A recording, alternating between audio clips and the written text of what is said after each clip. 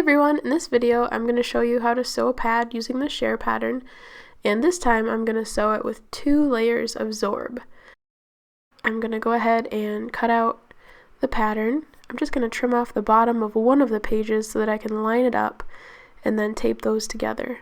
I decided to sew a pad that was longer on one end than the other, so I cut out the 11-inch flare on one end and the 9-inch flare on the other.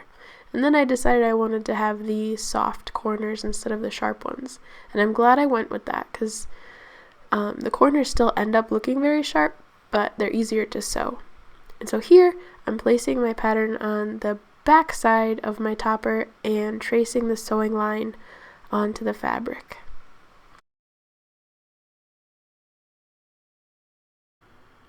Next, I'm going to cut out the core, the bigger option of the core layers. Since I don't plan on using this pattern again, I'm just cutting it out from the original body shape. So I just lay the pattern on top of the fabric and then cut it out roughly like that. If you don't want the pattern to slip around while you're cutting it, you can spritz it with a little basting spray or pattern stick. If you don't have a rotary cutter, you can always just put the pattern onto the fabric, trace it with some type of marker or pen, and then cut it with normal scissors. That works perfectly fine.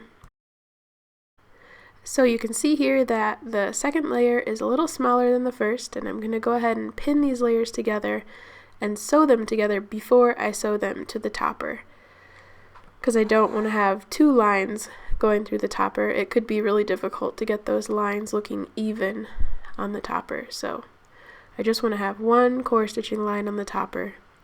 So here we go. This is I'm just going to be doing a lot of adjusting, which is hard to see all sped up, but I often lift the presser foot to make sure that the layers aren't shifting or just getting out of place in any way while I'm sewing.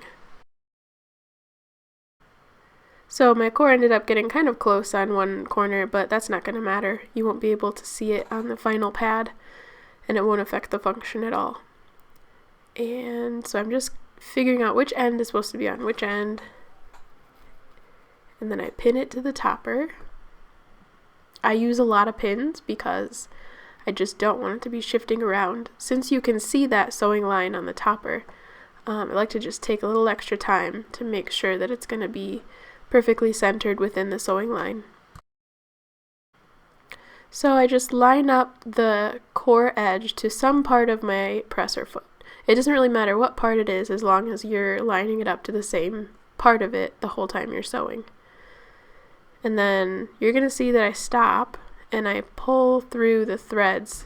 One thread was on the front side of the pad, and then I pull it through and tie a knot on the back, just so I don't have any threads popping out when it's all done. And then when I'm finished, I'm going to have to do that process again.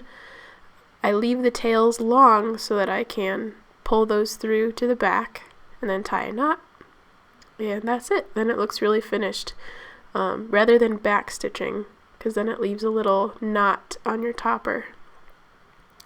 So I'm just going to rough cut the backing material. No point in cutting really close, since you're just going to trim it off with scissors or pinking shears before you turn it out.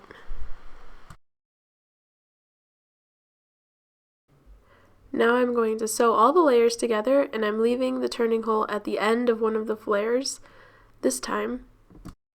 I think that's the easiest spot for this particular pattern. Sometimes I leave the turning hole on the side of the flare or on the wing, just depending on what the shape of the pad is like. So for these wing tips, I just turn it probably 4 or 5 times. With this pattern, you shouldn't have any issues with your presser foot running into the core while you're trying to sew on the sewing line.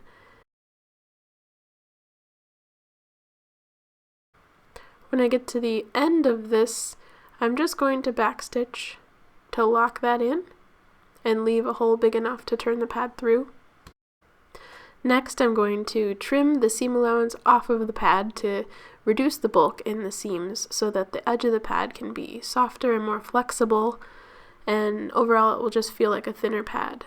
And here I'm checking to make sure that the flap of the turning hole isn't too long, because if it's too long and it hits the core, you'll have a little bulge in your pad right there.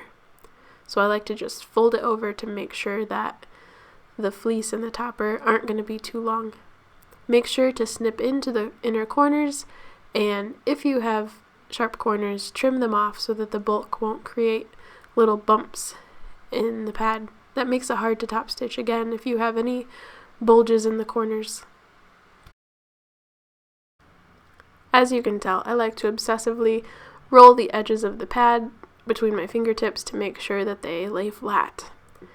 And here I'm really paying attention to the turning hole of the pad to get it laying nice and flat and even so that the topper or the backer is not sticking out more than the other. And then I press it just to make sure everything is even and flat. I press the wings a little more, and I think that looks good. I start off by backstitching to lock in the stitches, and then around those corners I lift the presser foot and turn the pad probably twice before I get to the next straight line.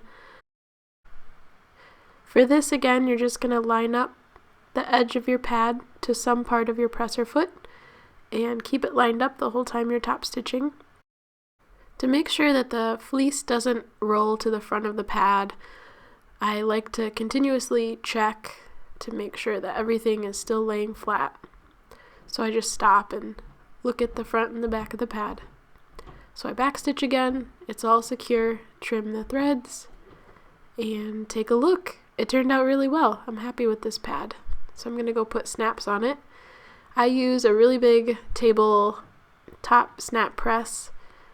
The handheld ones work just fine too. Since I lost my poking tool, I just found a really big safety pin, and that works fine too to poke the holes.